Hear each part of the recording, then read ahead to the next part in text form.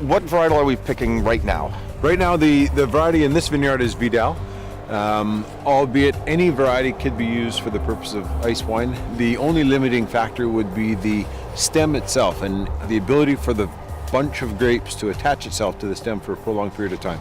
Certain varietals have a greater propensity to have more brittle or less strength in the stem itself attaching it to the vine. So as an example, Riesling and Vidal, Cabernet Sauvignon are all varieties that have a very, very definitive attachment to the vine itself, the bunches of grapes.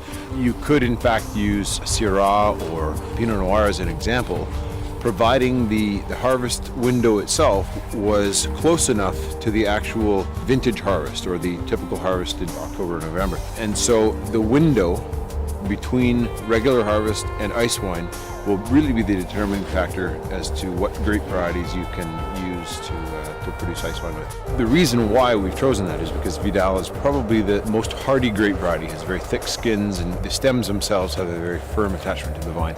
And so some of the lesser known varieties such as Pinot Noir for ice wine itself, you see periodically winemakers will take the risk to net those grapes and use them for ice wine, but it's much less common.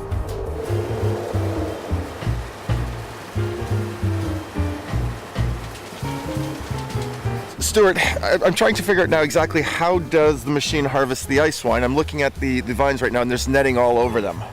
Well, much like a regular harvest, what the machine does is straddle the row and vibrate the trellis. That means the wires, the stalks, the arms, everything that is suspended on the wires.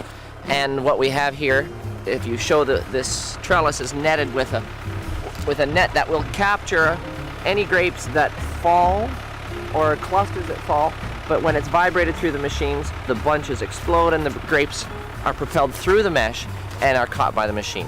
We lose very little due to either stray berries here and there or falling through the nets. Much the same or no less or more than if there were, in fact, hand harvesters. It's sometimes more difficult with clumsy fingers to catch the grapes than with a machine. The fact that we're so late in the season and the grapes have been sitting on the vine, there's got to be an element of risk to losing the harvest. And what are those elements? Well, for a farmer at any point in time, there's risks to losing harvest from at any point during the season. But post-natural or regular harvest is usually between 30 to 60 days between that harvest and ice wine harvest. First of all, add additional costs in trellising and netting and preparing the vineyard for this event. And then there are the inherent risks of weather, wind, rain, ice, snow that can damage or reduce the crop. Especially after regular harvest, a couple of frosts and freezes, the stems are loose, the grapes are not as tightly bundled anymore, and so there's attrition, lots of attrition. How much? And that's part of the risk, and that's part of the elevated cost of production that you assume you're going to have to absorb every year, therefore the elevated cost of the product. So the harvesters coming down the rows at this very moment, what's your thought on the quality of the vintage this year and the volume? The general vintage of 2009 was fairly cool. We had a large amount of rain. That proved to be beneficial in terms of extending the ripening period. Typically in Ontario, you'll see a decreased number of growing days with higher heat units captured in those days. So as opposed to a longer growing season, we have a shorter growing season with hotter days. This year we found that was actually didn't necessarily realize in terms of the vintage itself.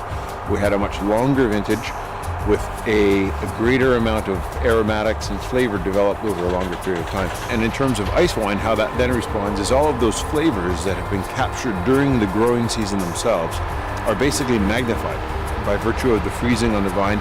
You're concentrating all of those flavors, and so our starting position, our starting point, was much better than we would have otherwise believed that the 2009 vintage could have been. I believe the ice wine harvest of 2009 is going to be fantastic.